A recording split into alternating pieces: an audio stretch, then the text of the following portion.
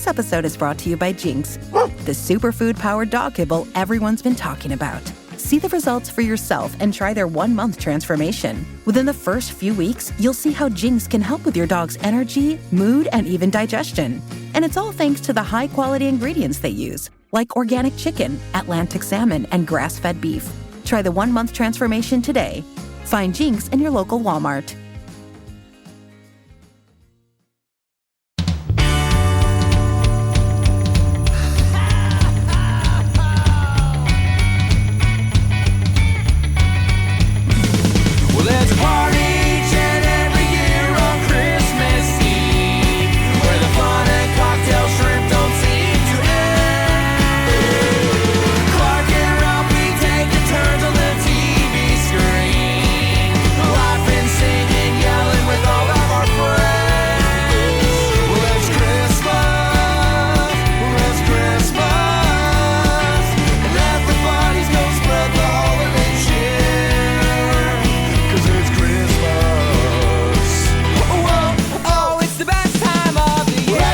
Hey, Dylan.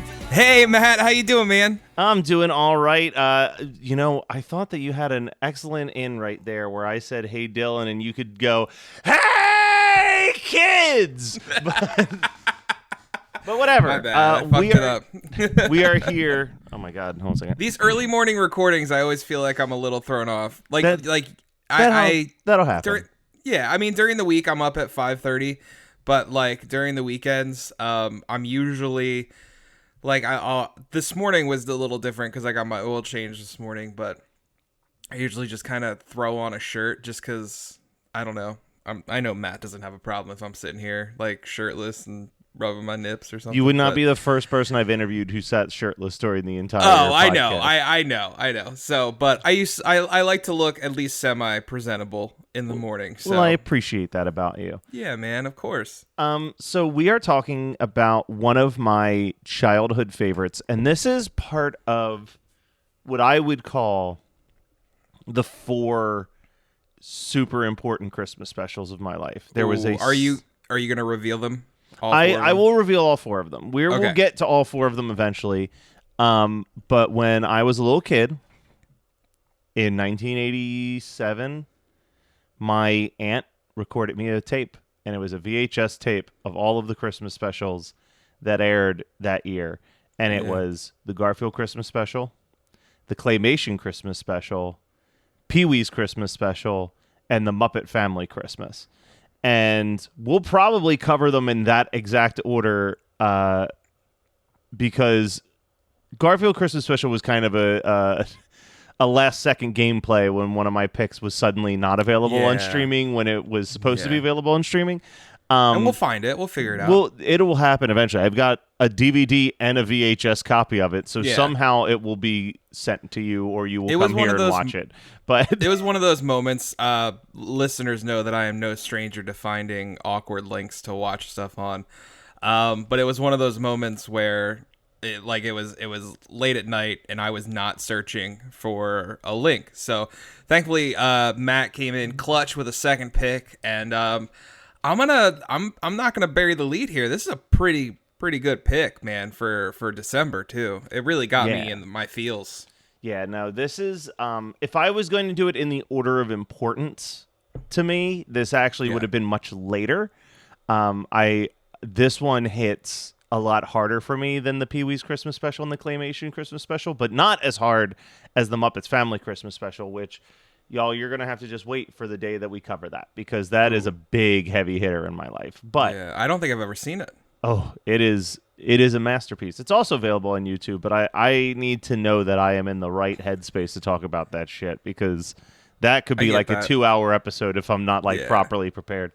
That may be something that like we might not cover this year, but I'm going to watch it this year. You should. Just to give you some of my thoughts. All right, so off air. Garfield Christmas Special. Garfield Christmas Special, man. So this was your first time watch? This is a first time watch for me. I have zero attachment to Garfield. Like, none whatsoever. I am the opposite. I grew up at a time when Garfield and Friends was on TV constantly. I had the first 40 Garfield comics. Like I would like buy those little books of comics. I bought up to like issue 40 before I was like, I don't know. I think I've grown out of Garfield. Like I was a diehard Garfield head. Fuck Heathcliff. He means nothing to me. It's all about Garfield for my favorite orange cat. But this is the pinnacle of the Garfield specials. And there were a lot of them. Like I don't think it can be stated how massive Garfield was in popularity. Garfield was kind of like absolutely huge. I think I missed the boat. Yeah. Oh, Garfield's I think it was like about. But I'm saying like Garfield's like the Star Wars of Sunday morning comic strips. Like the amount of merchandising and spin-offs and like everything that they did for years with that cat. Still to this day. Like I think I've told this story before, but I had a friend who made a documentary about the history of comic book strips called Stripped. And he got to interview Jim Davis for this documentary. And he goes, I show up at this massive warehouse. He's like, the biggest warehouse I've ever seen in my entire life. And he's like, and it is floor to ceiling Garfield merchandise. Like everything you can think of. Plush dolls, like suction cup window Garfields, whatever. And this documentary, he was filming this in like 2015, 2016. He's like, we're sitting in the office. John Davis sits down, and as we're setting up the cameras, I say to Jim Davis, like, this is incredible. Like, you have built all of this. Like, this is all of the Garfield merch in the world, and it's in the biggest building I've ever seen. And he goes, and Jim Davis goes, this year. This is all of the Garfield merch that we made for this year. Like, that's how popular this cat was still. Like, he thought that he was looking at decades worth of Garfield merchandise, and it's just what was getting made in 2015, 20 plus years after this special aired, 30 years after this special aired. Like that's how big he was. There's a really if you're looking to get into some Garfield specials, I highly recommend seeking out, we'll never do this for Christmas 365, but seeking out Garfield and His 9 Lives, which I still think is one of the weirdest TV specials ever made for any popular character, where it literally just goes through 9 different ways Garfield has died throughout history. Jesus Christ. So it's like him getting like buried with a pharaoh and like buried alive. Like Garfield is really strange to me. Not the concept itself, but like its staying power. Like even nowadays, like my students know who Garfield is. Is there like, and that's weird to me. Like I feel like Garfield's almost flipped into this weird, like he's a legend. He's a myth. Well, he's a legend, but he's also like Garfield to a lot of people. I think is kind of like the Kevin James or like that. Like, hey, I know that this is supposed to be funny, but it's not funny. But we've all just unanimously agreed to pretend that it's funnier than it is because it's entertaining to think that something not funny is funny, type thing. Like Garfield is not like the Garfield comic strips are not really that smart or funny, and that's what I think is great about this special. Is that I think this special actually A, has jokes that still hit, and B, has emotional beats that fucking knock it out of the park. So, I think the before we get into the special, just talking about Garfield in general, it is strange to me that as I was watching, I was like, oh, okay, that 2004 Garfield movie, Bill Murray is the perfect choice to play an updated Garfield. Why didn't these movies work? And I never watched them. Again, like, you got to understand my age at the time. 2004, I was 12 years old, dude. So, like, I did miss the boat on the original Garfield stuff. But I also had some VHS tapes similar to your experience as well. I think I've seen the Halloween special. Yep, where he's dressed as a pirate. Yeah, I've seen that one. I had never seen this one. But moving forward, I think I've seen the Garfield movie, the 2004 one, once. And I know that it was not loved at all. No, well, I think that Garfield shouldn't be a live action movie. I agree. I think that there is something that works way better when you're basically watching the comic strip come to life in a cartoon fashion than like... That was also that like weird period where we were like, hey, it's Garfield, live action. It's the Chipmunks, live action. Yeah. It's the Smurfs, live action. And then like a couple years ago, they tried to redo it with like, hey, it's Tom and Jerry, live action. Yeah. Like, I think understand. That Garfield, you have to go, if you go all in CGI, do it like Trolls, like that'll work. But like live action people with a CGI cat is just not the way to go. And those movies never really looked that good. Like the CGI creature interacting with the entire live action world always feels off. The closest we got was like Scooby-Doo kind of worked, but even that has some really like janky, awkward moments. Yeah, that movie is bonkers. We rewatched the first Scooby-Doo movie a couple days ago. That movie is wild. It's great. Like, it's so fun, but it is so fucking strange. To tie in why Bill Murray was the perfect voice, it's also because the voice of Garfield is the voice of Peter Venkman in the real Ghostbusters cartoon. Oh, yeah. So he was the go-to, hey, this guy sounds just enough like Bill Murray that he's perfect. So let's dive into it. We get this opening shot, and the first note I wrote down is that in Garfield's fantasy, John's house is Dylan's dream Christmas decor. 100%. Just lights all over the house, a electronic snowman or Santa going in a circle, going ho ho ho every time he goes through. There's like a real thin line between all this is sweet and all this is insanely tacky that I just love to toe around the holidays. So 100%. I'm for it. And Garfield is greeted. We kind of get an idea that this could be a dream, but at the time, who knows? John comes walking up in a full elf costume, and he's like, "Have Merry Christmas, Garfield. It's time for you to get the best part of Christmas, which is the presents. So here, follow all of these lasagnas I've made to you to your pile of presents."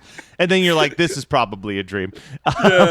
And Garfield eats all these lasagnas, and he's given this giant Santa Claus figure that he is told that you sit on its lap and it will make anything that you want possible. And this leads to the first of what I think is, I will throw this out there, a fucking stacked soundtrack of songs in this Garfield movie. Is this the Gimme Gimme Gimme? Gimme Gimme Gimme. It is so good, dude.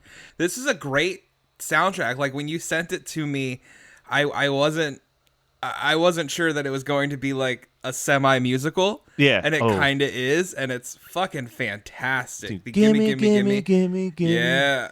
If you want all it your reminds presents. me of was it the Ted DiBiase's theme? Yes. Money, money, money, yeah, money. It's definitely the $1 Million Man theme.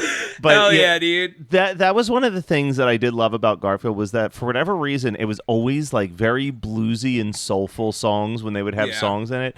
And this guy's definitely got like that Motown soul singer voice. Is like, when you want all your presents in a Christmas tree. Nailing it, man. Nailing it. But yeah, so we find out it's all a dream. Garfield. So wait, his present was jewels. Yeah. Like well, that was his starting. That was his starting point. This is a good start. Garfield gets woken up. Turns out that was all a dream. Him and Odie have to get up in the car because John's taking him to his home on the farm for Christmas. He's going to go join his family for Christmas. And there's a couple good lines in there. I always think of the one where he's just like, "Why do I got to get out of my nice warm bed and go into that stupid car?" Like he's miserable. He's a little tiny Grinch. He's miserable. And they get into the car, and this is what I would rank the second best song in the entire special, which is the "Can't Wait Till Christmas" song. Yeah. That's like dun dun dun dun dun dun dun dun. It's a call and response. It's a classic call and response musical song. Think of like "I'll Never Tell" from the Buffy musical.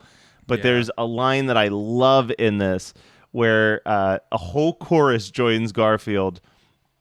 And it's like, the special thing of Christmas that really makes it great is the insomnia and the anxiety kids get from having to wait. Can't wait for Christmas. There's so much to do. And I mean, I'm in the can't wait till Christmas mode 1000% officially. Like I'm looking at the Halloween stuff that I still have out, and I'm like, I gotta box you up this weekend and get a tree right away. I'm with you. We have so we didn't really go all out with Halloween decorations this year. We have one sole Halloween decoration, and it is the blow up Stay Puffed Marshmallow Man that's sitting on our front yard that says "Trick or Treat." And unfortunately, it has been like a very wet past few days, so it's like I need this thing to dry out so I can put it away. Do you think you could make Stay Puft look like a fucking snowman? I need to cut the trick or treat sign off of him. Oh, gotcha. Yeah, that'll do. I would love to do that though. That would be so fun. I'll glue like a fucking carrot to his face. Yeah. So, speaking of Christmas decorations, can we talk about how fucking insane it is that the Arbuckle family is putting up the Christmas tree on Christmas fucking Eve? Like, dude, that's like a thing, man. That's a weird ass thing. I feel like we've talked about this once before on this show. I think we talked about it. It was a Christmas Story. They do it in A Christmas Story, don't they? Yeah, that's crazy. That's fucking wild. That's so much work. If I'm going to put up a Christmas Eve, tree, I just want to play video games and talk to my friends. Like, I want to be done. Yeah, Christmas Eve, like, it takes a while. Like, it's not like a long time, but it's probably like an hour of just setting. I have the fake trees. I don't do the real tree. Yeah. But it takes a good hour to put that thing together, and then actually sitting down and decorating it. Like, I want to pace it out. I want to get my ornaments. Like, oh, someone gifted me an ornament at this party. I can add it to the tree now. Like, it's an exciting thing. And then guess what? That motherfucker's staying up until well into the new year. Oh, at least like mid-January when I'm like, all right, enjoy it. I got to take this down. If you put the tree up on Christmas Eve, you can't enjoy it. So I've heard people do this. I don't think that I care about this as much as some people do, but are you oh, the star has to be the last thing that I put on the tree person? No, I don't care. Yeah. And I agree with the dad. He's like, why do we do this every single year? We should just put it on the tree when we're putting it up and call it a day. The amount, the ornaments go on the tree in the order that I pull them out of the box. 1,000%. Like, I'm not like, we gotta wait for this one. Yeah. No, put that shit on the tree. Because I just want to enjoy the tree. Like, that's the purpose of it. Like, yeah, it's fun to decorate, but I just want to enjoy looking at the tree. Have you ever thought it would be a really great idea to do something with your tree and then midway through it realized that it was too much work and gave up? Because I've definitely, on 2 different occasions, been like, yeah, I'm going to string popcorn around this tree. Dude, stringing popcorn fucking sucks. Dude, I've never had the desire to string popcorn. I gave it a shot. You have to go through so many bags of popcorn. It's not even funny how much popcorn you have to pop in order to do this. Can you buy popcorn pre-stringed? You've got to be, right? There must be. But, I remember trying to do it. I sat through no less than 4 Christmas movies trying to string enough popcorn to wrap around this tree, and it still wasn't nearly enough. And I was like, I give up. This is the worst, and I just never tried again. No, it doesn't look like you can buy it pre-stringed. Yeah, you got to sit there and you got to get that needle and thread and stab your finger 1,000 times trying to. So do you just put it through the chunky bit, yeah. The chunky bit. I was sitting here like, I don't think I understand the anatomy of a popcorn. Yeah, no, it's popcorn. It's not. That shit is wild. I do not get this tradition, and it's not for me. To me, it's a pain in the ass to decorate the tree to begin with. Like, I don't get me wrong. No, it's something that you love doing, but you begrudgingly love doing it because it is a whole fucking thing. And I'm like, fuck, and I get halfway through it, and I'm like, there's too many ornaments on this side. We got to balance this shit out. Let's move this over here. Let's fix this. And I'm like, bro, I just want this to be done so I can turn the fucking lights on, sit down, enjoy a cup of coffee, and watch a Christmas movie with these lights on. That is my big thing. I won't start Christmas movies until the tree is up. Like, that is my one weird rule. It's like that first Christmas movie when I'm sitting in that living room. Wait a minute. Well, okay. We're going to exclude the fact that there are movies that, based on this podcast, I need to watch. But for me, when it's like... Matt's just like, hold on, I can't record yet. I set up the tree. Yeah. No, but when it's like, oh, I'm going to sit down and watch a Christmas movie that I want to watch, not just because it's for the podcast. Yeah. I need that tree. I need the little electric fire lit. I need my cup of... I need to set a fucking aesthetic for that first, we're sitting down, we're going to watch Let It Snow. We're going to watch, fucking Christmas Prince or whatever the fuck is on streaming sites. We're going to watch Home Alone. I need that tree going. Oh, speaking of which, sorry to get off topic here. One of my colleagues at work, she has not seen a lot of movies at all. She's never seen Shrek and shit like that. And she's the prime age of a person who should have seen. Oh, is this the one you said you got to watch Let It Snow? I got her to watch Let It Snow, and she absolutely adored it. Yeah. She is one of the she's the type of person that's been watching like the Hallmark Christmas movies since the week before Halloween. Yeah. She's like, I'm all in. I was like, I've got a movie for you. She watched it, loved it, said that she cried. So I think we're doing the Lord's work, man. We are, dude. I haven't watched it since we watched it for the show. Honestly. Oh, it's gonna be like watching for the first time again. I do want to call out something that I really love in this Garfield Christmas special. Yes, back to the Garfield. Which is how much it actually does still capture. I feel like watching this special, even today when I was watching, I'm like, dude, Dylan and I are fucking Doc Boy and John Arbuckle. Like like love of Christmas, but it captures like all of the good and bad of that love, like the awkwardness of having to do like say grace at the table and you're like, I really just want to fucking eat. Like it's just like, Lord, thank you for this food.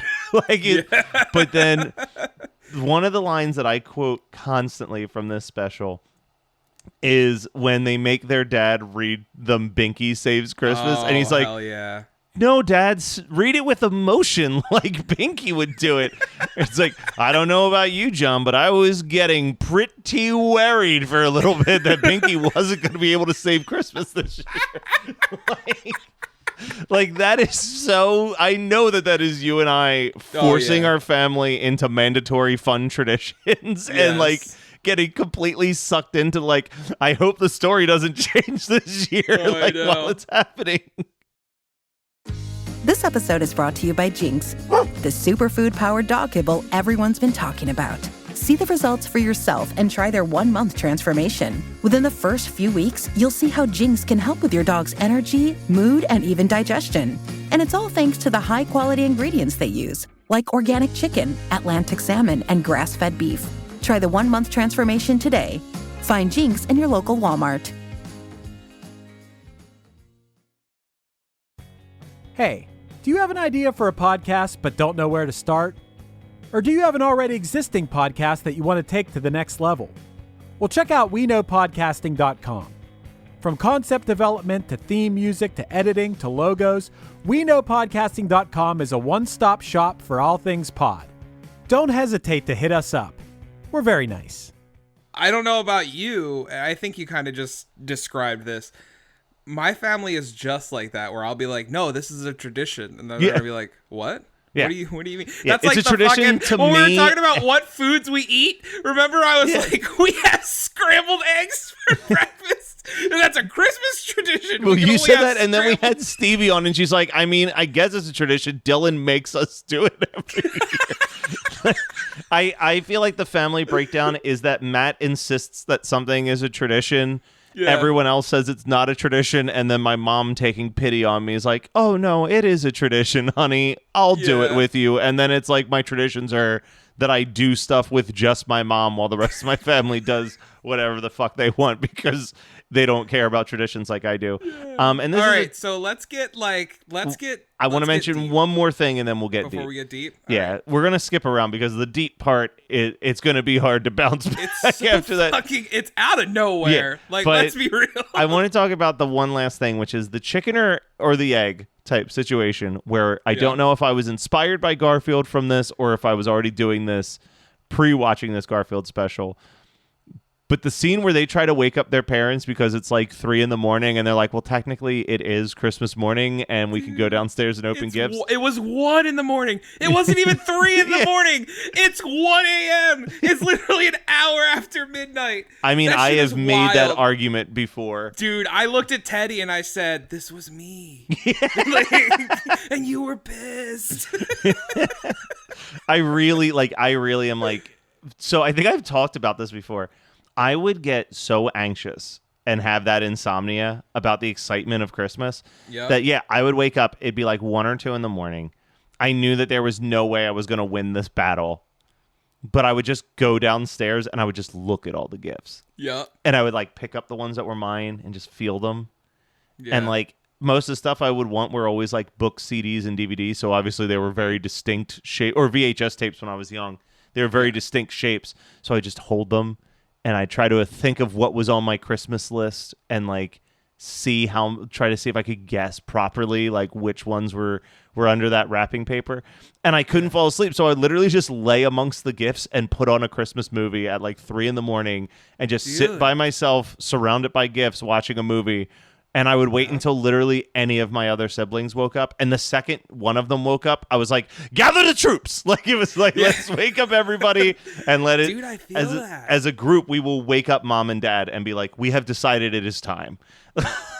So when I was an only child, and I was of an age where I understood Christmas, and I knew that there may not be a giant man coming down our chimney to deliver the gifts, and maybe Santa's more of just like a spirit of Christmas.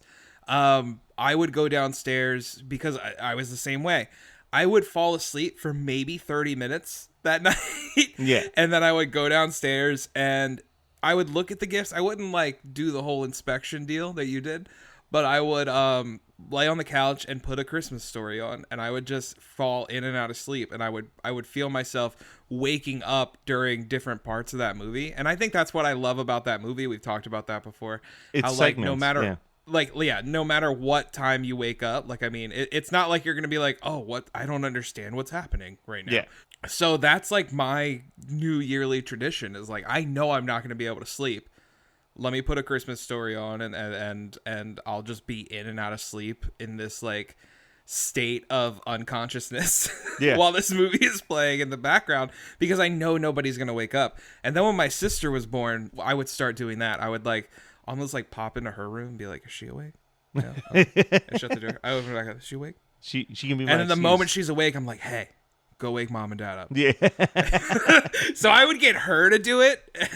Yeah. No. If you're not the older brother sending the younger siblings to war on your behalf, exactly. do you even deserve to be an older brother? Hey, go wake dad up, but also duck. Yeah.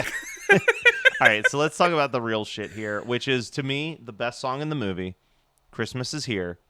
They have it beautifully set up where it's like, hey, Doc Boy, go play the piano. And like Doc Boy's horrendous on the piano. Yeah. Grandma comes in and slays it on the piano like a crazy woman. And then John's like, how about you play something, Mom? And she plays this. Did we skip Christmas Eve? We're getting there. Oh, okay. This is on Christmas Eve. My bad. Mom sits down. She starts playing the song. Christmas is here. All the miracles and laughter. And Garfield notices that Grandma is now sitting in a rocking chair looking out the window. Bro. And he jumps up on her lap. And I have almost had this speech memorized. Why, hello, Garfield. How did you know I needed a kitty in my lap? Wild guess. Since Grandpa passed on, I've whiled away many a lonely hour rocking and stroking my cats. I envy those cats. Grandpa was a proud man, a strong man. He was a good provider. We never had much money, but we always had plenty of food on the table. And he always made something special for me and each of the children at Christmas. Men like him didn't feel like they could show much affection outwardly to the children, but on Christmas, it was okay. He always pretended not to be excited on Christmas morning, but his eyes gave him away. I think it was his favorite day of the year. Sometimes I wake up in the night and I can still feel his strong arms around me. This is the night I miss him the most. There's a decent chunk of things about Christmas that will make me tear up and cry. This is possibly number one on the list. I think that this is one of the most beautiful but sad speeches that has ever been written into anything Christmassy. It's just so truthful and honest, and like my grandmother experiences this yearly. Like, I just helped my parents move in with my grandmother. I lost my grandfather probably 13, and she's been kind of living on her own since. And you know that loneliness weighs on a person. It really does. And I just helped move my parents in with her. They're gonna be living with her, taking care of her and stuff like that. Not that she needs it, like she's very capable on her own, but just to have more people around, and not be lonely anymore. But like, I feel like I've maybe not as honest and sad as this speech is, but I've heard this. I've heard this exact conversation. I've had this conversation with my mom, like, and when this happened. Oh my God. I'm getting choked up just looking at the speech, because I was like, let me pull it up because there's a line I want to read, and I'm like, it is so unspeakably beautiful. And I literally texted you. Yeah, you're like, what are you doing to me, dude? It's a Friday night. I should be having fun. Yeah, dude, it's so fucking crazy. I think it's the line, for me, it's the one of the very last lines, because she's just talking about how important Christmas was to him, and that's sad. And then she just says, sometimes I wake up in the night and I can still feel his arms around me. This is the night I miss him most. Like, it is such a sad, real moment in a kid's cartoon that I don't. I hate to say it like this, but it's like, I don't think that they would do this shit in 2022. No. Like, I think they'd be like, no, we can't put this in the middle of our kids' primetime cartoon. Yeah. Like, this, and that's the thing. Sad. Like, everything else feels so. I think the word I used was inconsequential. Like, it's like we're just having fun Christmas special, and then like it was. There's just a 3-minute bit in the middle, and it comes back up at the end. But like this part in particular, it hits. And I looked at Teddy, and I literally just went, "What the fuck? Yeah. Like, what just happened?" Because in the background, it's like, "Keep Christmas Eve in your heart," and I'm like, "Fuck, dude, stop!" It is a tough one, and it's what makes this special. I think without this scene, this would be such a forgotten special. But there are so many people that are my age that you bring up this special, and they're like, "I love that special. That grandmother's speech is like so unbelievable." And it's like, I think we forget that Garfield is a cat. Yeah, like I think we forget that Garfield is a cat that isn't talking. Everyone says he's a talking cat. He's not a talking cat. He's a thinking cat. Exactly. And honest to God, like, I think there's got to be cat people listening to this. Like, that shit's real. Like, to have like these. Our cats understand us, man. Like they'll come up and they'll like hop in laps, and I love her line where she's like, "I didn't realize that I needed a kitty in my lap. Thank you." And I'm like, "Oh my God." Like, I'm crying. Yeah, well, as he says, she's like, "I used to spend many a long nights just sitting by the fire stroking my cats," and he's like, "I envy those cats." Like, yeah. But so let's get to where this all leads. Though she talks about how much she misses the grandfather, and Garfield's sleeping, and Odie sneaks out in the middle of the night. This is when we get a fun little short song with "You Can Never Find Enough When You Need One." And it's like this little like bluesy song about like the magic of Christmas Eve. And Garfield's following Odie to see what he's up to, and Odie's like, mad scientisting something in the shed. This shit may have also made me tear up. Oh, just Odie's gift, or Odie's gift. Yeah, the Odie's gift is great. We'll get there when we reveal it, but he's working on something. We don't know quite what it is, and as Garfield's trying to spy on him, he knocks over a shelf and finds these old letters, and he's like, I think these letters are important, so he holds on to them. So we get to Christmas morning. Love this Christmas morning bit where John and Doc Boy finally come down, and the dad's like, "All right, what do you want to do first? We can do chores. We could eat some breakfast, or we could start opening the presents." And they're just like, "Fucking presents, let's go." Dude, Doc Boy in his like star onesie. Yeah. I love it. Yeah, like absolutely they're just love it. Fucking so stoked. I love that their age is impossible to determine. Yeah. Absolutely impossible. They could be 40. They're acting like they're teenagers, not unlike your two favorite Christmas podcasts hosts on Christmas morning. So they're opening their gifts. They got like a cowboy hat and some shit. Like, it's whatever. And then this is when Odie brings out his gift for Garfield, and he built him a back scratcher, like a standing back scratcher. Dude, it made me tear up. Like, this is what I love about Christmas, man. Like, everyone's just a little bit nicer. We're all trying our best for each other. Fuck, dude, it's so good.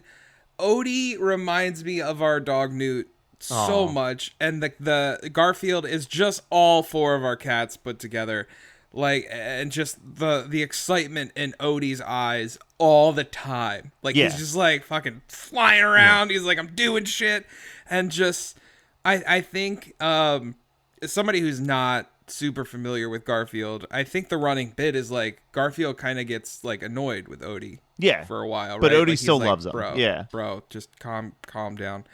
And I think it was nice to see Garfield like, oh my God, dude, like, this is amazing. Yeah. This is incredible, this thing that you made me. Well, and then Garfield gives the letters to Grandma, and Grandma reveals that they're long-lost love letters that the grandfather wrote when he was at war. Yeah. And she won't read them, but it sounds like there's some sexy details. Oh, yeah. She's like, oh, no, I'm not going to tell you. But then Garfield gives this closing speech where he says, if you would permit me just one sentimental moment here, I have something to say. Christmas, it's not about the giving. It's not about the getting. It's about the loving.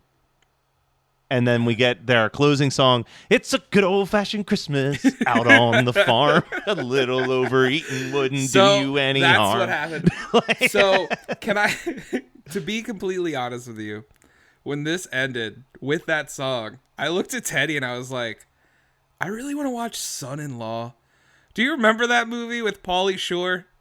Yeah. Son-in-Law? Yeah. We watched Son-in-Law after this last night, all because of that ending song. Excellent pick, dude. I mean, phenomenal pick. This is definitely something I'm going to watch every year. However, I'm going to find a better way to watch it. Oh, yeah. Was YouTube not doing it for you? YouTube, I believe I was up to the count of 12 commercial breaks in a 20-minute short. Yeah, insane. I just put on my DVD and watched it. Yeah.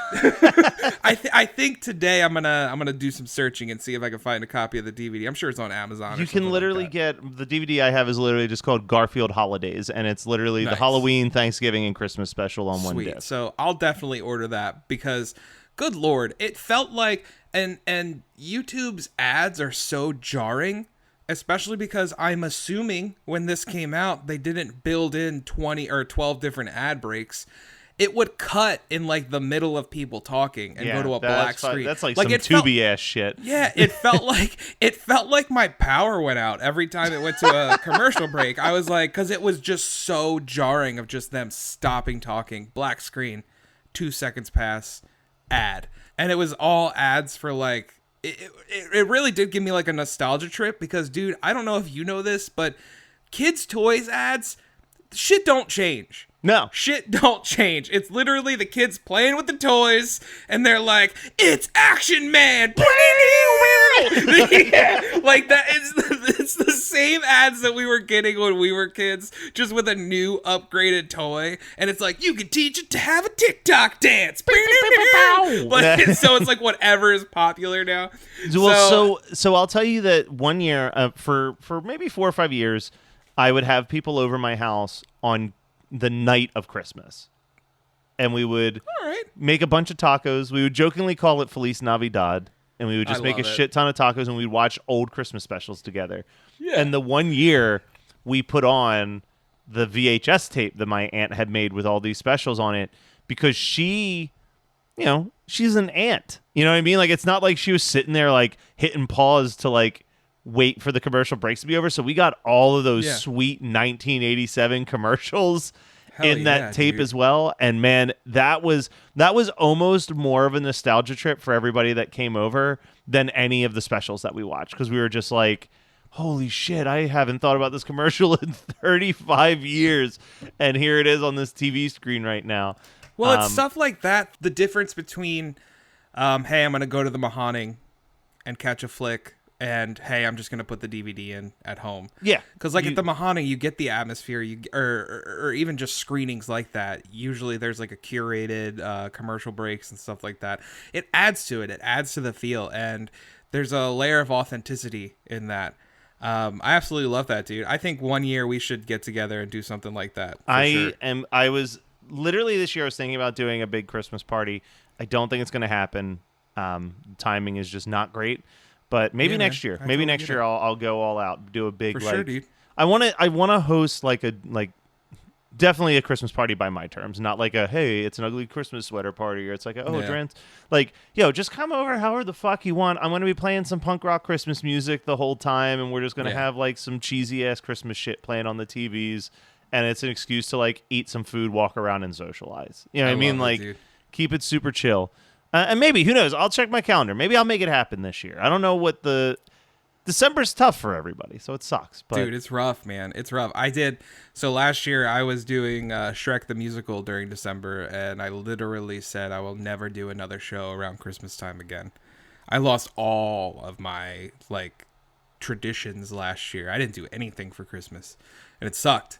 So I am trying to stay open, but get my Christmas traditions in. I think it's going to start a little bit tonight we're heading to Virginia. They're doing a Harry Potter Forbidden Forest walkthrough. It's like touring, and apparently it's pretty cool. And I always associate those books and movies with a little bit of Christmas. Not everything, but a little bit of Christmas. I wish J.K. Rowling was not getting any form of money from the fact that we're doing this. But you mean Voldemort herself? Yeah, no. Yeah, it's so hard, and I don't want to get like super into it, but it's so hard because I know what these books and this series mean to like Teddy and certain other people, and it did help a lot of people. It saved lives 100%, and I get that. But it sucks that she still gets money from this. It sucks. We could do a whole thing just about my frustration on that. Exactly. But we won't do that. Instead, no. Merry Christmas, Dylan. Dude, Merry Christmas, man. Now we won't stop till the big ball drops on New Year's. Happy holiday. Have a great holiday. Have a merry happy holiday.